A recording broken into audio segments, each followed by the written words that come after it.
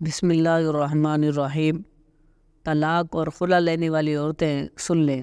جو عورتیں شوہر کو اس لیے چھوڑ دیتی ہیں کہ ان کی رسپیکٹ نہیں کرتا، ان کو زمانے کی ٹھوکریں کھاتے ہوئے دیکھا ہے، جو اپنے سسرال والوں کا گھر اس لیے چھوڑ کر آ جاتی ہیں، وہاں پر ذمہ داریاں بہت ہیں، میں ان کو نبھا نہیں سکتی۔ ان کو اکیلے اولاد پالنے کی ذمہ داری نبھاتے ہوئے بھی میں نے دیکھا ہے۔ جو عورتیں عدالتوں سے ڈائیورس لے لیتی ہیں، میں نے انہیں رجوع کے لیے تڑپتے ہوئے بھی دیکھا ہے۔ مجھے بلقیس ایدھی کی ایک بات بہت زیادہ پسند ہے۔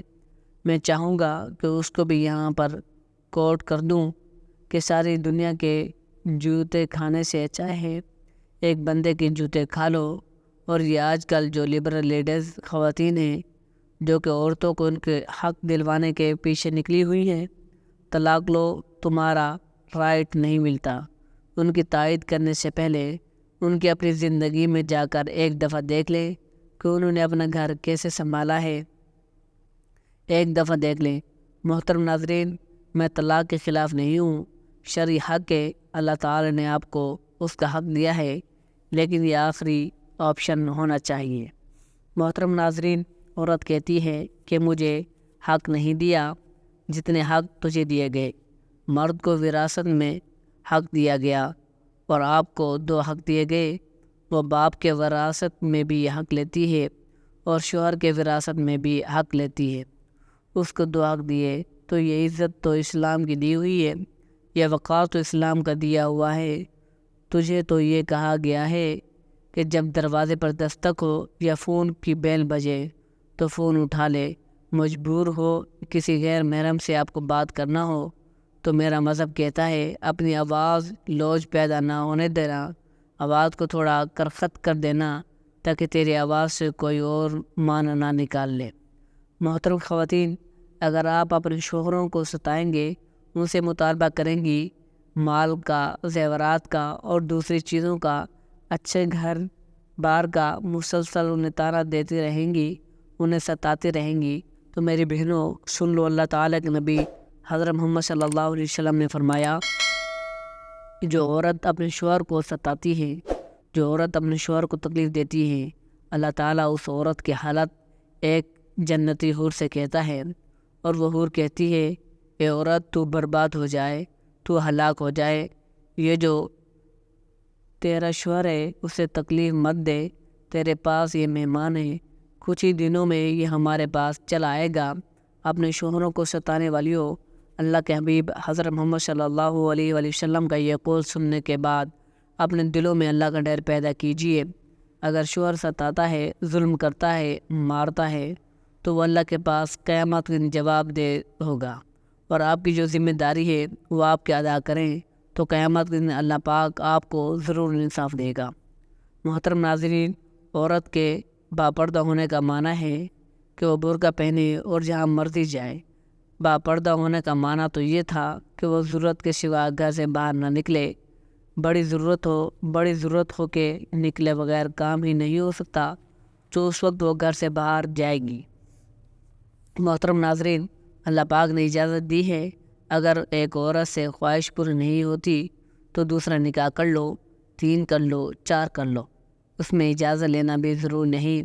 ہاں، عورت کے حقوق پورے کرنا ضروری ہے، مگر آج کے اخلاقی طور پر دیوالیہ معاشرے کا المیہ یہ ہے کہ وہ گرل فرینڈ تو 10 برداشت کر لیتا ہے، لیکن بیوی 1 سے زیادہ نہیں۔ اسی طرح بیوہ اور مطلقہ سے شادی پر ایسے بے شرم تبصرے اور اعتراض کیے جاتے ہیں۔ خدا کا واسطہ نکاح کرنے میں تاخیر مت کریں۔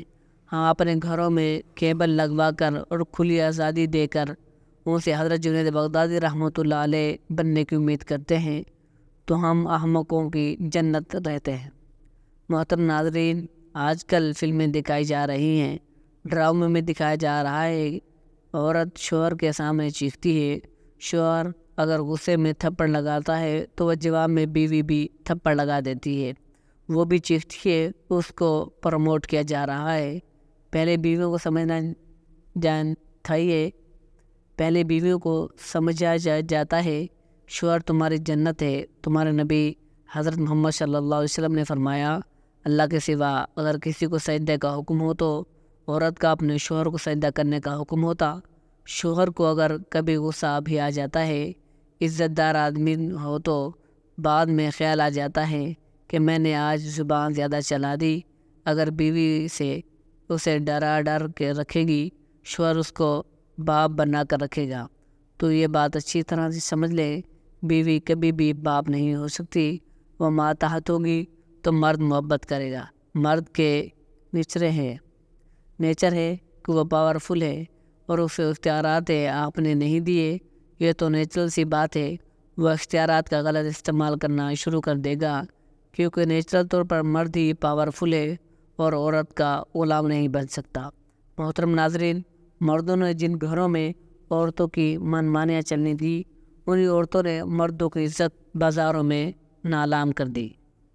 محترم ناظرین، جو عورتیں کہتی ہیں ہمارا مرد ہم سے ڈرتا ہے، تو ان کے لیے عرض ہے، مرد نہ تو ڈرتا ہے نہ ہی دبتا ہے۔ مرد صرف آپ کی عزت اور آپ سے پیار کرتا ہے، اس لیے وہ آپ کے ہر بکواس کو اگنور کرتا ہے۔ محترم ناظرین، کیا آپ جانتے ہیں کہ جو لڑکیاں یہ دیکھ کر شادی کرتی ہیں کہ پیسہ کتنا ہے، جائیداد، گاڑیاں، بینک بیلنس، یہ سب، تو کیا ہوتا ہے کہ وہ کتنی ذلیل ہوتی ہے، خوار ہوتی ہے، ان کی کس طرح کی زندگی ہوتی ہے، وہ تو یہ دیکھ کر شعور نہیں جنتی کہ وہ کوک کرتا ہے، آئس کرتا ہے، چرس پیتا ہے، شراب پیتا ہے۔ وہ یہ دیکھتی ہے کہ اس کے پاس کتنا ہے پیسہ ہے۔ اگر آپ کو پیسے کا اتنا شوق ہے تو خود کما کر دیکھو، کمانا 1 روپیہ نہیں آتا۔ محترم ناظرین، بچے باپ کے فرما بردار اس وقت ہوتے ہیں جب ماں انہیں باپ کا فرما بردار کرتی ہے۔ میں نے اپنے کانوں سے سنا ایک واقعہ، ایک بچے اپنے باپ سے کہہ رہا ہے، آپ نے تو ساری زندگی باہر گزار دی، پیسے کمانا کون سا مشکل کام ہے، دکھ سکھ تو سارے اماں نے برداشت کیے، اسکولوں میں وہ جاتی تھی، فلاں ناکام وہ کرتی تھی، اب یہ سوچ کر اس کی ذاتی تو نہیں، یہ اس کی گود دی گئی ہے۔ اگر اس کو یہ سوچ دی جائے کہ ماں کہے میں اپنوں میں ساری زندگی میں نے تو اپنوں میں وقت گزارا، تیرا باپ تو کئی دفعہ جنازے بھی نہیں پڑھ سکا، اس نے تو ماں باپ اپنے دفن کر دیے، اگر یہ سوچ فراہم کرے تو پھر بچے کا فرما بردار ہوتا ہے۔ محترم ناظرین، نکاح کو آسان بنانے کی ضرورت ہے۔ آپ چاہو تو 5 وقت کی نماز میں ہر نماز کے بعد ایک نکاح ہو سکتا ہے۔ مجمن ہو تو بھائی ایک نوجوان بچہ ہے، اس کا نکاح ہونے والا ہے، گواہ وکیل موجود ہے، امام صاحب کھڑے ہوئے، خطبہ پڑھا اور نکاح کر دیا، کیا مشکل ہے؟ دوستو، ہر گھر کے اندر 2-5 افراد تو ہوتے ہی ہیں، 2-4 دوست دائیں بائیں ہوتے ہیں۔ بھائی اپنے گھر سے ذرا سا بھی پکا ہوا ہے، ساتھ بیٹھ کر کھا لے تو یہ ہمارا ولیمہ ہو جائے گا۔ ہمارے گھر میں تھوڑا سا زیادہ آئٹم ہوگا، اس کے ساتھ مل کر بانٹ کر سب کھائیں گے۔ اللہ تعالیٰ کے محبوب صلی اللہ علیہ وسلم نے اس طرح سے بھی ولیمہ کر کے دکھا دیا۔ تو وہ دوستو، انرجی بچاؤ، زندگی بھر کماتے ہیں اور ایک دن جوئے کی طرح ہار جاتے ہیں۔ شادی میں یہ کون سی عقل مندی ہے، یہ کون سی دانش مندی کی بات ہے؟ اللہ پاک میں سمجھنے کی توفیق عطا فرمائے، آمین۔ اور اس میں جو کوئی غلطی خطائی ہو گئی ہو، اللہ تعالیٰ اپنے فضل و کرم سے معاف فرمائے، آمین۔ جزاک اللہ۔